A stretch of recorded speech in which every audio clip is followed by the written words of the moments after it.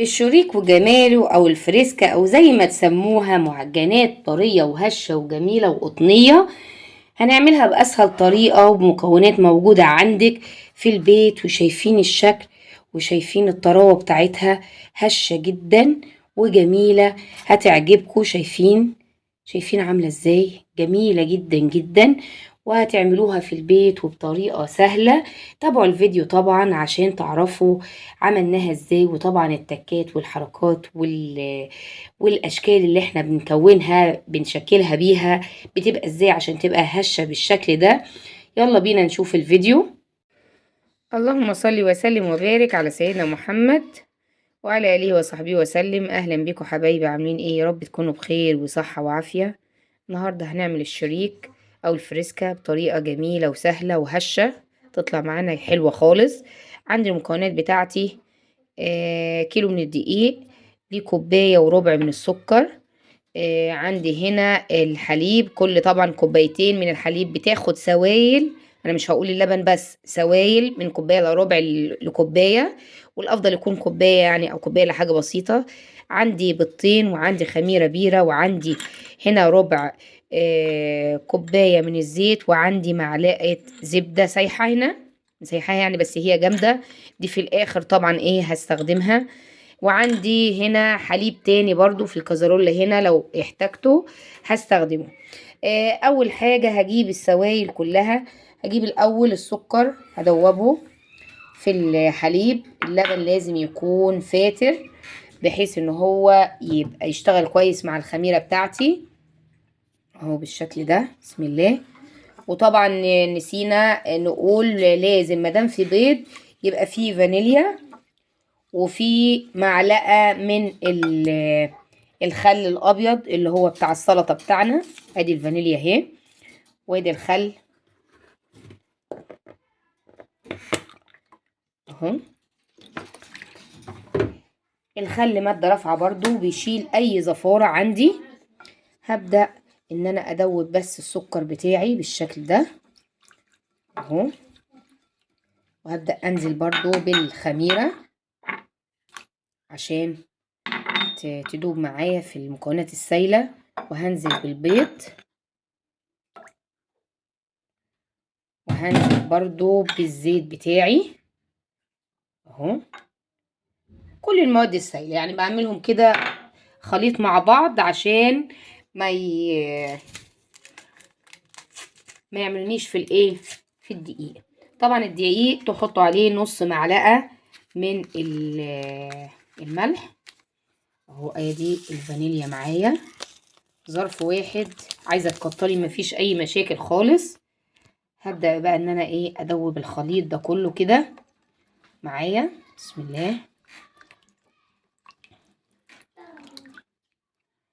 طبعا هتكبكب منك بشويش جدا وحسبي، طبعا لازم يكون كل حاجة مظبوطة معاك اهو. البيض ابتدى ان هو ايه، هو الخميرة ابتدى ان هو يتقلب. لازم نلاحظ ان السكر يدوب لاخر كده، فتفوتة سكر لازم تدوب في الخليط السائل بتاعنا ده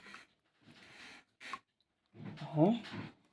طبعا الخميرة بيرة عندك ظرف خميرة فورية مفيش مشاكل، بس انا بحب ان انا اجيب الخميرة بيرة واعمل ايه واقسمها كده واحطها في الفريزر، من ما احتاج بستخدمها على طول.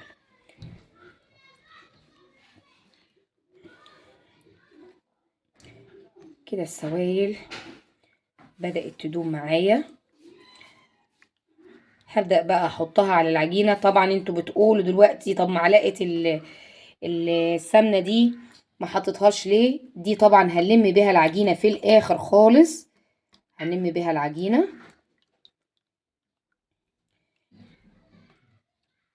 كده. السوائل بتاعتي جاهزة، هكبها على الدقيق وهبدأ ان انا اعجن وارجع لكم بعد ما اخلص عشان ما اطولش عليكم الفيديو. ايه ده هو حبايبي، حطيت الزبدة بتاعتي. هبدأ بقى ان انا اعجن لغاية ما تتملي خالص. كل ما تعجني الجلوتين اللي في الدقيق بيبقى يعني بيساعد الخميرة ان هي تختمر بسرعة وتشتغل اكتر اهو، وبتبقى العجينة طرية معاكي وجميلة.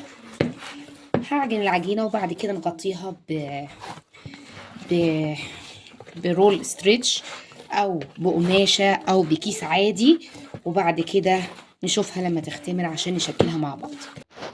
ادي حبايبي العجينة بتاعتي هغطيها وارجع لكم لما تختمر. ادي حبايبي العجينة بتاعتنا اختمرت وتمام التمام. هبدأ اجيب المفرش بقى عشان نشتغل مع بعض ونشكلها. قطعتها كور حبايبي على الصينية، وهبدأ ان انا اجيب كورة كورة، وبسم الله الرحمن الرحيم هبدأ ان انا افرد الكورة بالشكل ده. طبعا الفردة دي هتبقى مفيدة في ايه؟ شايفين هي مورقة حتى لما لزقت في النشابة. الفردة دي هتخليها مورقة من جوه وجميلة وهشة كده اهو شايفين. هبدأ بقى ان انا اعمل ايه؟ ان انا اقفلها كده، وهوريكم اعملها ازاي. هبدأ ان انا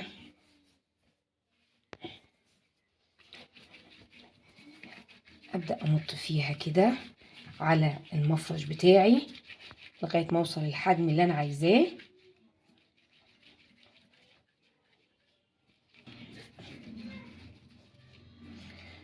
وهاجي بقى كده هلفها رول، دهن الصينية طبعا زيت، وهبدأ الحافة دي هنزلها من تحت واحطها على الصينية كده واسيبها تختمر على الصينية. هكمل باقي الكمية بتاعتنا وارجع لكم بعد ما تختمر على الصينية واحطها في الفرن.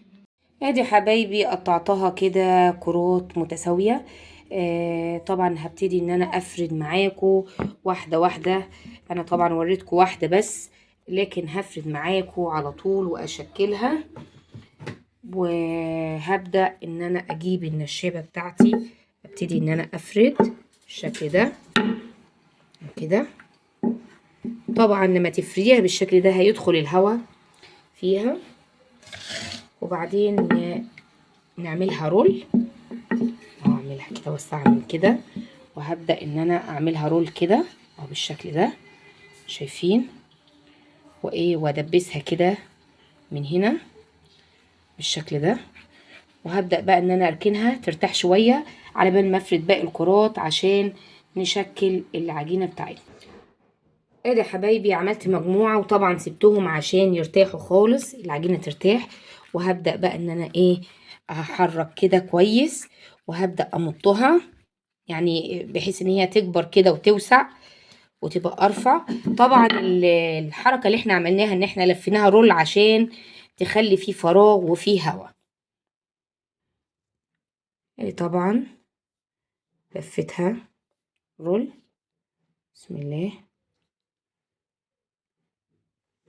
وطبعا دي هتبقى ايه من تحت الشريكة كده، وهلفها في الصينية واخلص وارجع لكم. ادي حبايبي بعد ما خلصت الصينية طبعا هخليها تختمر شوية في الفرن وارجع لكم لما اسويها. طبعا اسويها على درجة حرارة 170 تاخد تستوي من تحت، وبعد كده تاخد وش تحت الشواية ونشوفها مع بعض. ادي حبايبي الشريك بتاعنا طلع. طبعا نعمل زي حركة كده بيعملها بتاع المخبز بتاع العيش الفينو. بيعمل ايه؟ بيبقى فيه بخاخة كده فيها مية بيرش بيها العيش بمجرد ما بيطلع عشان ما يبقاش ناشف كده. انا هجيب بقى حليب وبالفرشة بتاعتي كده وهو سخن، فايه انا يعتبر كده هدهن وش الشريك بتاعنا بالفرشة وهو طالع سخن. هتقولي لي طيب هو يطرى كده يبقى عيش مبلول زي العيش المبلول؟ ابدا ولا اي حاجه. شايفين اهو كده اتلم على الوش بتاعه وامتص، وكمان هيبقى طري ايه وفله مفيش بعد كده. تمام جدا تمام جدا. وهنطلع كده واحده نشوفها كمان ونشوف هي هشه قد ايه. اهو شايفين يا حبايبي هشه جدا. وهبدا ان انا اطلعها شايفين طريه زي القطن يعني ما اقولكوش. شايفين الشكل كده من جوه تحفه مفيش بعد كده في الجمال. جميله جدا.